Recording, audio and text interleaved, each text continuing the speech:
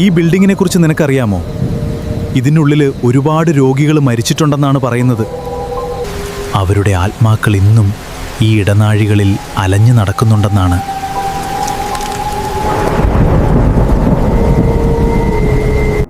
ആ പറഞ്ഞത് വളരെ ശരിയാണ്. നമുക്കാർക്കും അറിയാത്ത കാര്യങ്ങളാണ് മെൻ്റൽ ഹോസ്പിറ്റലിനുള്ളിൽ നടക്കുന്നത്. അതുകൊണ്ട് തന്നെയാവാം ഈ മെൻ്റൽ ഹോസ്പിറ്റലുകളിൽ ആ പേഷ്യൻസിനെ മാത്രം അവിടെ നിർത്തിയിട്ട് കൂട്ടിരിപ്പുകാരായി ആരെയും അവിടെ നിർത്താത്തത്. പേഷ്യൻസിനെ മാത്രം ഈ മെൻ്റൽ ഹോസ്പിറ്റലുകളിൽ അഡ്മിറ്റ് ചെയ്തതിന് ശേഷം ഈ കൂട്ടിരിപ്പുകാർ തങ്ങളുടെ വീട്ടിലേക്ക് പോകുന്ന സമയത്ത് പിന്നീട് അവരനുഭവിക്കുന്ന നരകയാതനകൾക്ക് കയ്യും കണക്കുമില്ല എന്നാണ് ഞാൻ മനസ്സിലാക്കിയിട്ടുള്ളത്. ഒരിക്കലും ചിന്തിക്കാൻ പോലും പറ്റാത്ത, അല്ലെങ്കിൽ ഒരിക്കലും ചിന്തിക്കാൻ പോലും കഴിയാത്ത കാര്യങ്ങളാണ് ഓരോ മെൻ്റൽ ഹോസ്പിറ്റലിനുള്ളിൽ നിന്നും പണ്ടുകാലത്ത് നടന്നിരുന്നത് എന്നത് ഞാൻ കേട്ടിട്ടുമുണ്ട്. അതുപോലെ പല പുസ്തകങ്ങളിൽ വായിച്ചിട്ടുമുണ്ട്. എന്നാൽ അതൊക്കെ കേൾക്കുമ്പോഴും അതൊക്കെ വായിക്കുമ്പോഴും ഞാൻ ചിന്തിച്ചിട്ടുണ്ട്, ഇങ്ങനെയൊക്കെ നടന്ന് കാണുമോ എന്ന്. എന്നാൽ അങ്ങനെ നടന്നിട്ടുണ്ട്. അതിനുള്ള ഒരു ഉദാഹരണമായിട്ടാണ് ഇവിടെ ഈ കഥ ഞാൻ പറയുന്നത്.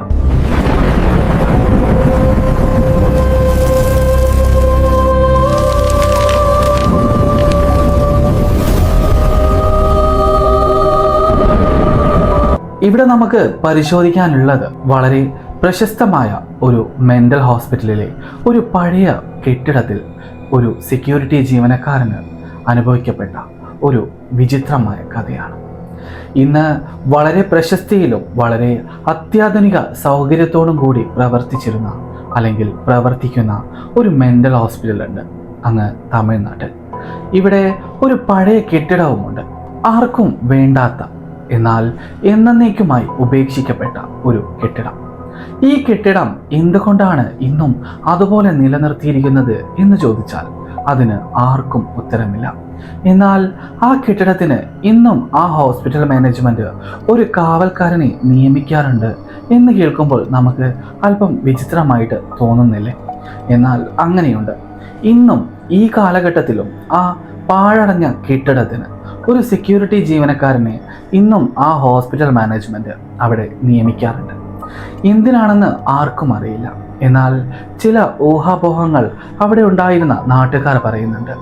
അവിടെ പണ്ടുകാലത്ത് നരകയാതന അനുഭവിച്ച മരണപ്പെട്ട ധാരാളം രോഗികളുടെ, അല്ലെങ്കിൽ അവിടെ ചികിത്സിക്കാനായി വന്ന ചില രോഗികൾ അവിടെ നിന്നും ജീവനോടെ പോയിട്ടില്ല എന്നും അവിടുത്തെ ഗ്രാമവാസികൾ അല്ലെങ്കിൽ അവിടുത്തെ പ്രദേശവാസികൾ പറഞ്ഞ് ഞാൻ കേട്ടിട്ടുണ്ട്.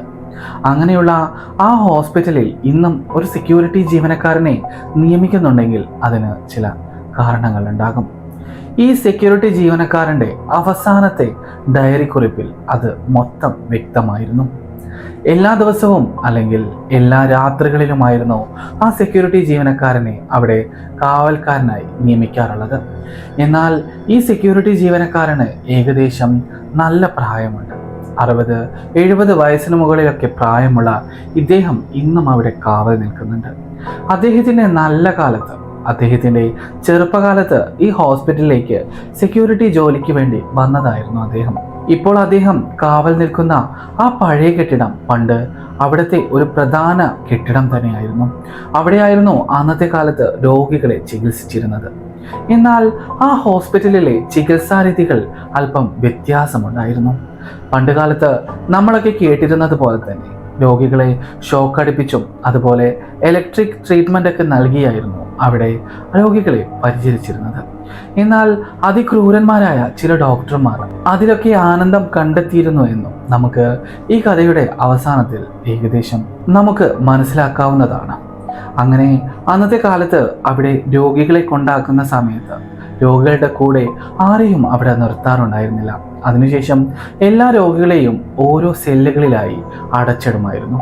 പിന്നീട് സൂര്യപ്രകാശം പോലും കാണാനാവാത്ത തരത്തിൽ അവരെ വർഷങ്ങളോളം ആ സെല്ലിൽ കടത്തുമായിരുന്നു. രോഗികളുടെ വിവരങ്ങൾ അന്വേഷിക്കാനെത്തുന്ന കൂട്ടിരിപ്പുകാരോട് ആ ഹോസ്പിറ്റൽ മാനേജ്മെന്റ് ഒന്ന് മാത്രമേ പറയുമായിരുന്നുള്ളൂ: പേഷ്യന്റിന്റെ രോഗം മാറിയിട്ടില്ല, രോഗമുക്തരാവാതെ അവരിന്നും ആ ഇരുമ്പിനുള്ളിൽ കഴിയുകയാണ് എന്ന ഒരു വാക്യം മാത്രം.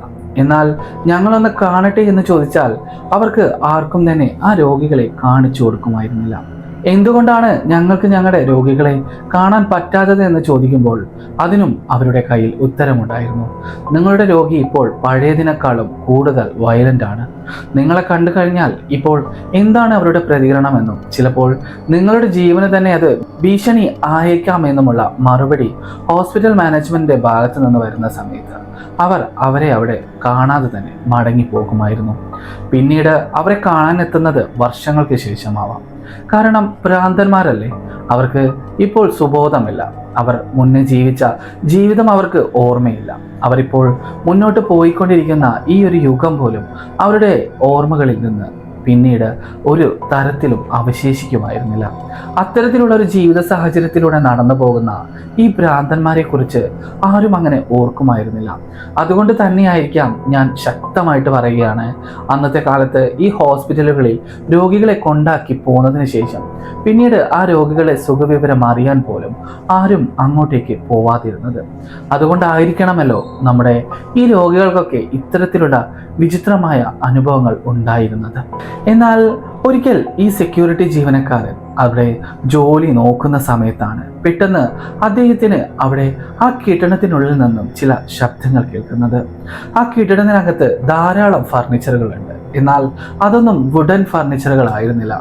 എല്ലാം ഇരുമ്പ് കൊണ്ട് നിർമ്മിച്ച തരത്തിലുള്ള വാതിലുകളും ജനവാതിലുകളും, അതുപോലെ വീൽ ചെയറുകൾ, അതുപോലെ കട്ടിലുകൾ എന്ന് തുടങ്ങി അവിടെ ഉണ്ടായിരുന്ന എല്ലാ വസ്തുക്കളും ഇരുമ്പ് കൊണ്ട് നിർമ്മിച്ചത് മാത്രമായിരുന്നു. കാരണം മാനസിക വൈകല്യമുള്ള രോഗികൾക്ക് അടിച്ചുടക്കാവുന്ന തരത്തിലുള്ള മെറ്റീരിയൽ ആയാൽ അവിടെ എപ്പോഴും ഫർണിച്ചർ നാശമുണ്ടാക്കാം. അതുകൊണ്ട് തന്നെയായിരുന്നു ഇരുമ്പ് കൊണ്ടുള്ള വാതിലുകളും ഇരുമ്പ് കൊണ്ടുള്ള കട്ടിലുകളും അവിടെ നിർമ്മിച്ചിരുന്നത്. അതാകുമ്പോൾ ധാരാളം കാലം ഈട് നിൽക്കുകയും ഫർണിച്ചറുകൾക്കൊന്നും കേടുപാടുകൾ ഇല്ലാതിരിക്കുകയും ചെയ്യുമായിരുന്നു. എന്നാൽ ഞാൻ ഈ പറയുന്ന സെക്യൂരിറ്റി ജീവനക്കാരൻ വർഷങ്ങളോളം അവിടെ കാവൽ നിൽക്കുന്ന ഒരാളാണ്. അദ്ദേഹത്തിന്റെ നല്ല കാലത്ത് ഏകദേശം 40 വർഷങ്ങൾക്കൊക്കെ മുമ്പേ അവിടെ ജോലിക്കെത്തിയതായിരുന്നു. അദ്ദേഹത്തിന് അവിടുത്തെ രോഗികളോട് അവിടുത്തെ ഡോക്ടേഴ്സും അവിടുത്തെ ജീവനക്കാരും പെരുമാറുന്നത് നന്നായിട്ട് അറിയാമായിരുന്നു. ഒരു രോഗിയെപ്പോലും അവിടെ വിചിത്രമായ രീതിയിൽ ട്രീറ്റ്മെന്റ് ചെയ്യാതിരുന്നിട്ടില്ല. ഇലക്ട്രിക് ഷോക്കുകൾ കൊടുത്ത് നിരന്തരമായി പീഡിപ്പിച്ചിരുന്നു. അതിനുശേഷമാണ് ഓരോ രോഗികൾക്കും മരണം സംഭവിച്ചത്. എന്നാൽ ഇതൊന്നും ആയിരുന്നില്ല വിചിത്രമായ കാര്യം. അവിടെ ആ കെട്ടിടത്തിന് താഴെ ഒരു ബേസ്മെന്റ് ഉണ്ട്. ആ ബേസ്മെന്റിൽ ഒരു വാർഡുണ്ട്. ആ വാർഡ് 13-ാം നമ്പർ വാർഡായിട്ടാണ് അവിടെ അറിയപ്പെട്ടിരുന്നത്.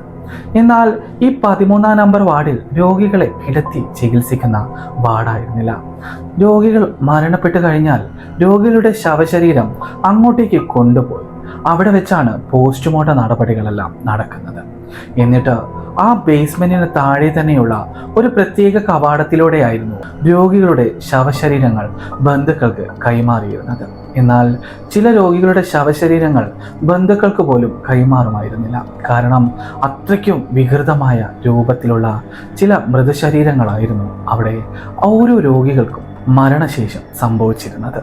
ഈ 13-ാം നമ്പർ വാർഡ് അഥവാ ഈ കെട്ടിടത്തിന്റെ ബേസ്മെന്റ് ഇന്നും ചില പ്രത്യേക തരത്തിലുള്ള ശബ്ദങ്ങൾ കേൾക്കാറുണ്ടെന്ന് അവിടുത്തെ പ്രദേശവാസികൾക്കറിയാം.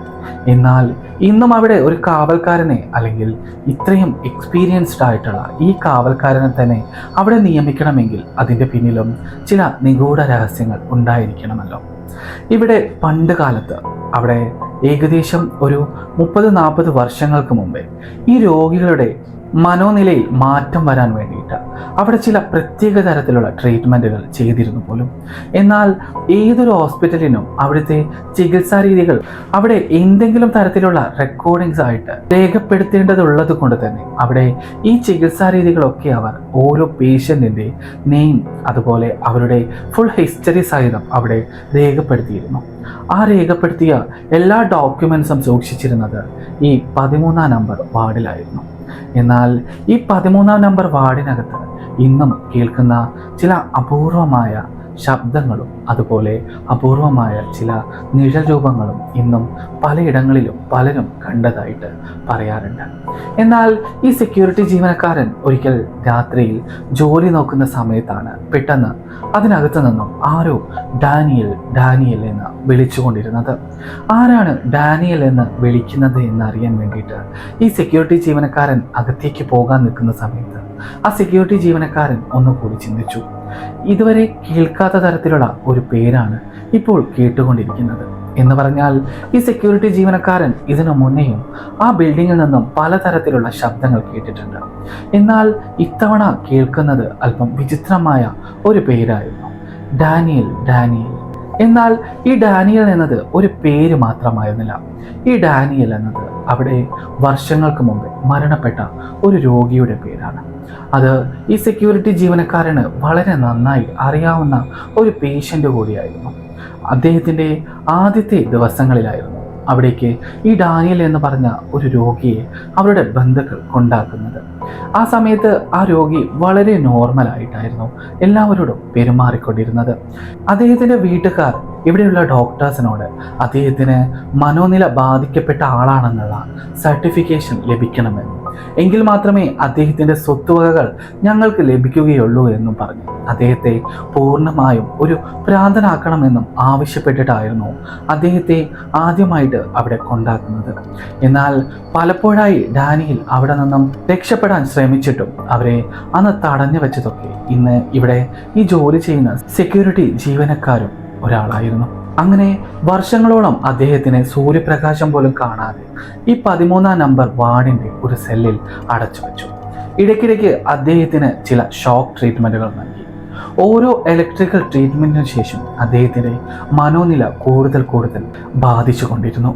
അദ്ദേഹം ആദ്യമൊക്കെ നോർമലായി പെരുമാറിയ അദ്ദേഹം പിന്നീട് തീർത്തും ഒരു മെൻ്റൽ രോഗിയെ പോലെ, ഒരു മാനസിക വിഭ്രാന്തിയുള്ള ഒരാളെ പോലെ പെരുമാറാൻ തുടങ്ങി. കാലങ്ങളോളം അദ്ദേഹം ഒരു ഭ്രാന്തനെ പോലെ വീണ്ടും ആ വാർഡ് നമ്പർ 13-ൽ തന്നെ കഴിഞ്ഞുകൊണ്ടിരുന്നു. അവിടെ മരണപ്പെടുന്ന ഓരോ രോഗികളുടെയും ശവശരീരം അദ്ദേഹത്തിന് മുന്നിൽ വെച്ചായിരുന്നു അവർ പോസ്റ്റ്മോർട്ടം ചെയ്തിരുന്നത്. അതൊക്കെ കണ്ടും കേട്ടും മനസ്സ് ദ്രവിച്ച ഈ ഡാനിയൽ ഒരിക്കൽ അവിടെ തന്നെ ആത്മഹത്യ ചെയ്യുകയുണ്ടായി. ഒരു കയറുപയോഗിച്ച് തൂങ്ങി മരിക്കുകയാണ് ചെയ്തത്. അതിനുശേഷം അയാളുടെ ശവശരീരം അയാളുടെ ബന്ധുക്കൾക്ക് വിട്ടു നൽകാതെ അവിടെ തന്നെ അടക്കം ചെയ്യുകയായിരുന്നു. എന്നാൽ അവിടെ അദ്ദേഹത്തിൻ്റെ ശവശരീരം അടക്കം ചെയ്തത് സാധാരണ രീതിയിലായിരുന്നില്ല. ഒരിക്കലും ഒരു തെളിവും അവശേഷിക്കരുതെന്ന് കരുതി അദ്ദേഹത്തിൻ്റെ ശവശരീരം അവിടെ ഉണ്ടായിരുന്ന ചുമരിലെ ചില ഭാഗങ്ങൾ തുറന്ന് ആ ചുമരിനുള്ളിലായിരുന്നു അടക്കം ചെയ്തിരുന്നത്. എന്നാൽ ആ ചുമരിനുള്ളിൽ അടക്കം ചെയ്തതിന് ഏകദേശം 14 ദിവസത്തിന് ശേഷം ഇന്നും രാത്രിയിൽ ആ ചുമരിനുള്ളിൽ നിന്നും ഒരു വല്ലാത്ത തരം അലർച്ച കേൾക്കുമായിരുന്നു. അതിൽ പ്രധാനമായും എന്നെ രക്ഷിക്കൂ എന്ന ഒരു നിലവിളി മാത്രമായിരുന്നു ആ ചുമരിനുള്ളിൽ നിന്നും കേട്ടുകൊണ്ടിരുന്നത്. ഇതൊരു പതിവ് കേൾവിയും പതിവ് കാഴ്ചയുമായതുകൂടെ പിന്നീട് അവിടെ ജോലി ചെയ്യാൻ അവിടുത്തെ ഡോക്ടേഴ്സിനും അവിടുത്തെ ജീവനക്കാർക്കും ഭയമായി തുടങ്ങി. അതിനുശേഷമാണ് മാനേജ്മെന്റിനോട് പുതിയൊരു കെട്ടിടം വേണമെന്നും അങ്ങോട്ടേക്ക് എത്രയും പെട്ടെന്ന് മാറണമെന്നും ആവശ്യപ്പെട്ടത്. പിന്നീട് ഈ കെട്ടിടത്തിനുള്ളിൽ നിന്നും പെട്ടെന്ന് മാറുന്നത് നാട്ടുകാർക്ക് സംശയമുണ്ടാക്കുമെന്ന് കരുതിയിട്ട് ആ കെട്ടിടത്തിൽ ഒരു തീ അപായം ഉണ്ടാക്കിയതിന് ശേഷമാണ് അവർ ഇന്ന് പുതിയ കെട്ടിടത്തിലേക്ക് മാറിയിരിക്കുന്നത്. അന്ന് ഈ സെക്യൂരിറ്റി ജീവനക്കാരൻ അതിനകത്തേക്ക് പോകുന്ന സമയത്ത് അവിടെ എല്ലാ ഭാഗവും അദ്ദേഹം തിരഞ്ഞു നടന്നു. ആ സമയത്ത് ആ ശബ്ദം വരുന്നത് ബേസ്മെന്റിൽ നിന്നാണെന്ന് ആ സെക്യൂരിറ്റി ജീവനക്കാരൻ മനസ്സിലാക്കി. എന്നാൽ അദ്ദേഹത്തിന് അങ്ങോട്ടേക്ക് പോകാൻ ധൈര്യമുണ്ടായിരുന്നില്ല. അങ്ങോട്ടേക്ക് പോകും മുന്നേ അദ്ദേഹം വീണ്ടും അദ്ദേഹത്തിൻ്റെ ഓഫീസ് മുറിയിൽ ചെന്നിരുന്ന് അദ്ദേഹത്തിൻ്റെ ഡയറിയിൽ പണ്ടുകാലം നടന്നത് മുതൽ അദ്ദേഹം ഇന്ന് അനുഭവിച്ചിരിക്കുന്ന ഈ കാഴ്ചകൾ വരെ അദ്ദേഹം ആ ഡയറിയിൽ രേഖപ്പെടുത്തി. എന്നിട്ടാണ് അദ്ദേഹം ആ ബേസ്മെന്റിനകത്തേക്ക് പോയത്. എന്നാൽ ആ ബേസ്മെന്റിനകത്തേക്ക് പോയ സമയത്ത് അവിടെ വീൽ ചെയറുകളൊക്കെ താനെ നീങ്ങുന്നതും അതുപോലെ സ്ട്രെച്ചറുകൾ താനെ ഉരുളുന്നതുമായിട്ടുള്ള കാഴ്ചകളാണ് അദ്ദേഹം കണ്ടുകൊണ്ടിരുന്നത്. തുരുമ്പെടുത്ത വീൽ ചെയറിൽ ഒരു യുവാവ് നീങ്ങുന്നത് പോലെ അദ്ദേഹത്തിന് തോന്നിക്കൊണ്ടിരുന്നു. പെട്ടെന്ന് ആ യുവാവ് അദ്ദേഹത്തിന് നേരെ തല തിരിച്ചു നോക്കുന്ന സമയത്ത് അത് ഡാനിയലായിരുന്നു. ആ ഡാനിയലിനെ കണ്ട് അദ്ദേഹം പേടിച്ച് നിലവിളിച്ച് അവിടെ നിന്നും ഓടാൻ ശ്രമിക്കുന്ന സമയത്ത് അദ്ദേഹത്തിൻ്റെ മുന്നിൽ ആ ബേസ്മെന്റിന്റെ വാതിൽ എന്നേക്കുമായി അടഞ്ഞിരുന്നു. അടുത്ത ദിവസം ഈ സെക്യൂരിറ്റിക്കാരനെ കാണാനില്ലെന്ന പരാതിയിൽ അവിടെ എത്തിയ ആളുകൾ കാണുന്നത് ആ ബേസ്മെന്റിൽ ആത്മഹത്യ ചെയ്ത നിലയിൽ കണ്ടെത്തിയ ആ സെക്യൂരിറ്റി ജീവനക്കാരൻ്റെ ശവശരീരമായിരുന്നു. എന്നാൽ അവിടെയൊക്കെ പരിശോധിച്ച സമയത്ത് അദ്ദേഹം അവസാനമായി എഴുതിയ ഡയറി കുറിപ്പിൽ അദ്ദേഹം എഴുതിയിരുന്നു പോലും, എന്നെ കൊല ചെയ്തത് ഡാനിയലാണെന്ന്. എന്നാൽ അദ്ദേഹത്തിൻ്റെ മരണത്തിന് പിന്നീട് ഒരു വ്യക്തതയും ഉണ്ടായിരുന്നില്ല. കാരണം അദ്ദേഹത്തിൻ്റെ ഈ ഒരു മരണം സ്വാഭാവിക മരണം പോലെ അവർ എല്ലാവരും കരുതി. പിന്നീട് ആ ഒരു ഹോണ്ടഡ് ബിൽഡിംഗ് പൊളിച്ചു കളയുകയാണ് ചെയ്തത്. എന്നാൽ ആ ബേസ്മെന്റ് 13-ാം നമ്പർ വാർഡും ഇന്നും ആ ഭൂമിക്കുള്ളിൽ അവശേഷിക്കുന്നുണ്ട്. ആ ഭാഗത്തേക്കൊന്നും അങ്ങനെയൊന്നും ആരും പോവാറുണ്ടായിരുന്നില്ല. ഇപ്പോഴും അങ്ങോട്ടൊന്നും ആരും പോകാറുമുണ്ടായിരുന്നില്ല. എന്നാൽ നിങ്ങളൊന്ന് ചിന്തിച്ചു നോക്കി, അന്നത്തെ കാലത്ത് ഈ മാനസിക വിഭ്രാന്തിയുള്ള ജനങ്ങളോട് അല്ലെങ്കിൽ രോഗികളോട് ഇത്രയൊക്കെ ക്രൂരത ചെയ്യാൻ ഇങ്ങനെ ഒരു മനുഷ്യരായി പിറന്ന നമുക്കൊക്കെ കഴിഞ്ഞുവെന്ന്. ഇത്തരത്തിലുള്ള കഥകൾ കേൾക്കാൻ ഇനിയും നിങ്ങൾ ആഗ്രഹിക്കുന്നുണ്ടെങ്കിൽ നിങ്ങൾക്ക് ഈ ചാനൽ സബ്സ്ക്രൈബ് ചെയ്തിട്ട് എൻ്റെ കൂടെ കൂടാവുന്നതാണ്. ഇതുപോലെയുള്ള ധാരാളം കഥകൾ എനിക്ക് ഇനിയും നിങ്ങളോട് പറയാനുണ്ട്.